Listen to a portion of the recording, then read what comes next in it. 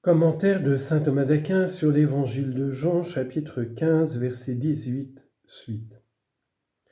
Il faut savoir que l'amour de concupiscence n'est pas un amour pour la réalité convoitée, mais plutôt l'amour de celui qui convoite pour lui-même. Et pour cette raison, si l'on aime quelqu'un d'un tel amour, c'est dans la mesure où il nous est utile, comme nous l'avons dit. Voilà pourquoi, par cet amour, on aime plus soi-même que l'autre. Ainsi, celui qui aime le vin parce qu'il lui est agréable et s'aime lui-même plutôt qu'il n'aime le vin. Mais l'amour d'amitié est davantage l'amour de la réalité aimée que de celui qui aime, parce qu'on aime quelqu'un pour lui-même et non pas pour soi en tant qu'on aime.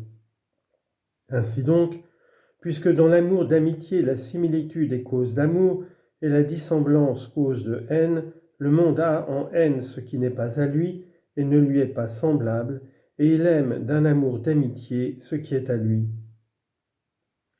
Mais pour l'amour de concupiscence, c'est le contraire. Aussi le Seigneur dit-il, si vous aviez été du monde, le monde aimerait d'un amour d'amitié ce qui est à lui. Verset 19. Mais parce que vous n'êtes pas du monde et que moi je vous ai choisi du milieu du monde, c'est pour cela que le monde vous hait. Le Seigneur indique ici la cause pour laquelle les apôtres sont haïs du monde, qui est la dissemblance. Vous n'êtes pas du monde, sous-entendu, par l'élévation de votre esprit, bien que vous le soyez par votre origine. Citation, « Vous vous êtes d'en bas, moi je suis d'en haut. Vous vous êtes de ce monde, moi je ne suis pas de ce monde. » Jean 8, verset 23. Et cela, c'est bien parce que vous avez été élevés du monde, non pas par vous-même, mais par ma grâce, c'est-à-dire parce que moi, je vous ai choisi du milieu du monde. C'est moi qui vous ai choisi. Jean 15, verset 16. C'est pour cela que, parce que vous n'êtes pas du monde, le monde, c'est-à-dire ceux qui l'aiment, vous hait en tant que vous leur êtes dissemblables. Citation, « Les justes ont en horreur les impies, et les impies ont en horreur ceux qui sont dans le droit chemin. » Proverbe 29, verset 27. Et encore, « Les hommes sanguinaires haïssent celui qui est sans détour. » Proverbe 29, verset 10. On peut préciser 3 raisons pour lesquelles le monde a en haine les saints. La première est la différence de conditions. Le monde est dans la mort, tandis que les saints sont dans l'état de la vie. Citation, « Ne vous étonnez pas, frères, si le monde vous hait. Nous savons, nous, que nous sommes passés de la mort à la vie parce que nous aimons nos frères. » 1 Jean 3, versets 13 à 14. Et encore, « Sa vue même nous est à charge. » Sagesse 2, 15. La deuxième raison est le désagrément de la correction. Car les hommes saints reprennent par leurs paroles comme par leurs actes les agissements du monde. Aussi le monde les a-t-il en haine. Citation, « Ils l'ont haï, celui qui les reprenait à la porte. » Amos 5, verset 10. « Il me hait, à savoir le monde, parce que moi je rends témoignage à son sujet que ses œuvres sont mauvaises. » Jean, chapitre 7, verset 7. La troisième raison est l'injuste jalousie par laquelle les méchants envient les hommes justes, parce qu'ils les voient croître et devenir nombreux en bonté et en sainteté. Ainsi les Égyptiens, voyant croître les fils d'Israël, les avaient en haine et les persécutaient. Exode chapitre 1, verset 9 et suivant. Et selon la Genèse, les frères de Joseph, voyant qu'il était plus aimé que tous, l'avaient pris en haine. Genèse 37, verset 4. Versets 20 à 21 de ce chapitre 15. Souvenez-vous de la parole que moi je vous ai dite, le serviteur n'est pas plus grand que son Seigneur. S'ils m'ont persécuté, vous aussi ils vous persécuteront. S'ils ont gardé ma parole, ils garderont aussi la vôtre. Mais tout cela, ils vous le feront à cause de mon nom, parce qu'ils ne connaissent pas celui qui m'a envoyé. Le Seigneur développe ici les raisons qu'il vient de donner pour la consolation des disciples. La première qui se rapporte à son propre exemple, puis la seconde qui concerne la haine du monde. Le Seigneur rappelle d'abord la diversité de rang entre lui et ses disciples, puis il montre la similitude des faits. Il y avait une différence de rang entre le Christ et ses disciples, parce que lui était le Seigneur et eux des serviteurs. Il rappelle donc cette différence lorsqu'il dit « Souvenez-vous de la parole que moi je vous ai dite précédemment, à savoir, le serviteur n'est pas plus grand que son Seigneur. » Jean 13, verset 16. Cela ne doit donc pas vous indigner si vous souffrez ce que votre Seigneur a souffert.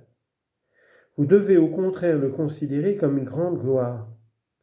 Voilà pourquoi, selon Matthieu, aux disciples qui demandent de siéger l'un à sa droite et l'autre à sa gauche, il dit « Pouvez-vous boire la coupe que moi je suis destiné à boire ?»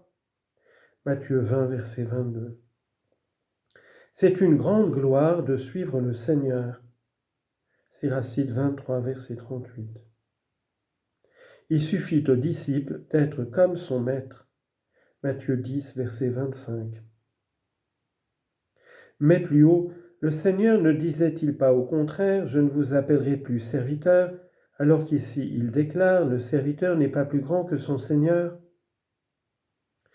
Je réponds en disant qu'il y a une double servitude, l'une qui procède de la crainte servile, c'est-à-dire de la crainte du châtiment, et en ce sens les apôtres n'étaient pas serviteurs, l'autre qui procède de la crainte chaste, et une telle servitude existait chez les apôtres. Bienheureux les serviteurs que le Maître à sa venue trouvera en train de veiller. Luc 12, verset 37.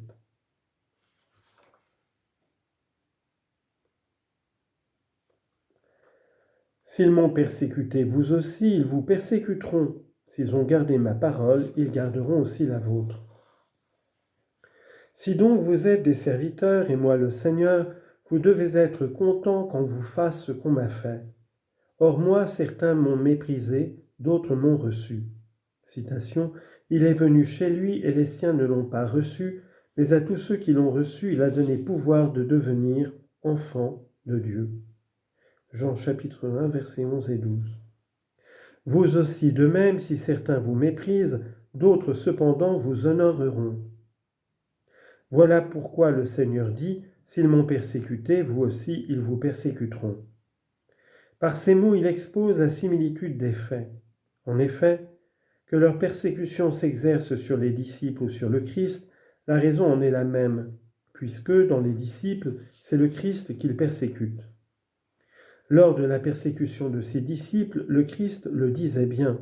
« Saül, Saül, pourquoi me persécutes-tu » Acte 9, 4.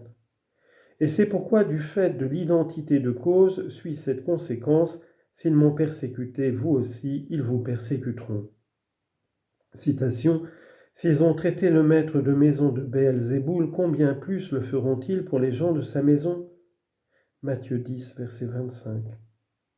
Au sujet de cette persécution, il est dit « Voici que moi j'envoie vers vous des sages et des scribes, vous en tuerez et crucifierez, vous en fouetterez dans vos synagogues et en pourchasserez de ville en ville. » Matthieu chapitre 23, verset 34.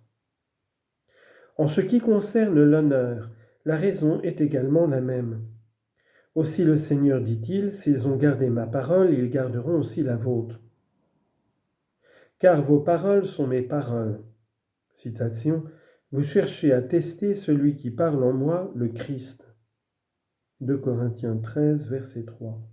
Et encore, « Ce n'est pas vous en effet qui parlez, mais l'Esprit de votre Père qui parle en vous. » Matthieu chapitre 10, verset 20.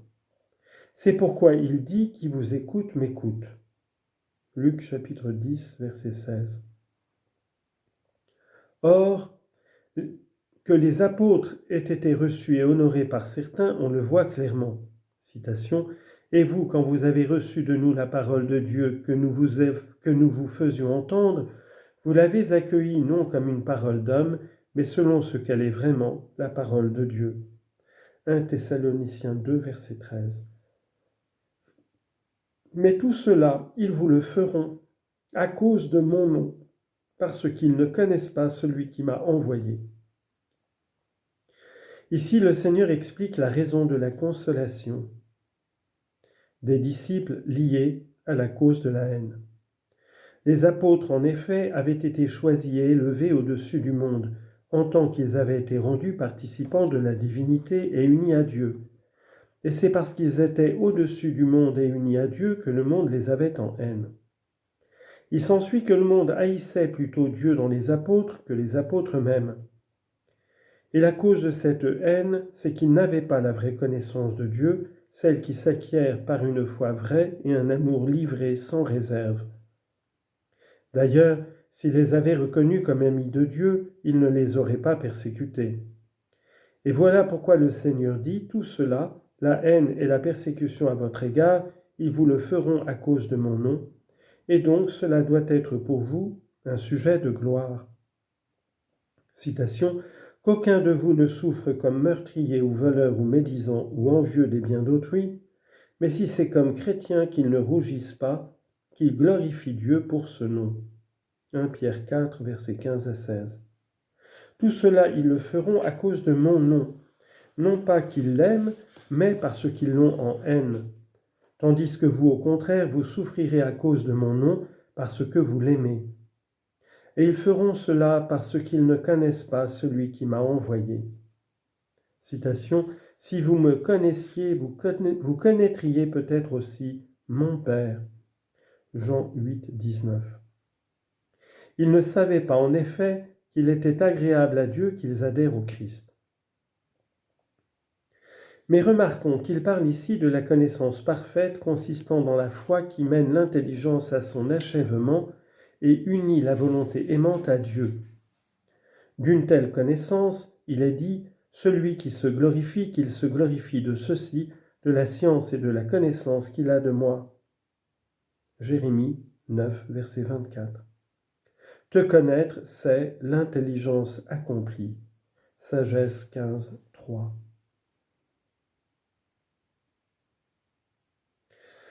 Précédemment, en traitant de la persécution qui allait survenir pour les disciples de la part des Juifs, le Seigneur en précisait la raison.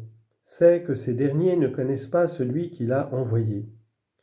Mais parce que d'ordinaire l'ignorance s'excuse, il montre ici qu'ils sont absolument inexcusables, et cela pour deux raisons, à cause de ce que lui-même en personne a fait pour eux et leur a enseigné, et à cause de ce qui allait arriver en son absence. Le Seigneur montre que les Juifs sont inexcusables, d'abord à cause de son enseignement de la vérité, puis à cause de l'évidence des signes. Versets 22 à 23, « Si je n'étais pas venu et ne leur avais pas parlé, ils n'auraient pas de péché, mais maintenant ils n'ont pas d'excuse à leur péché. Celui qui me hait est aussi mon Père. »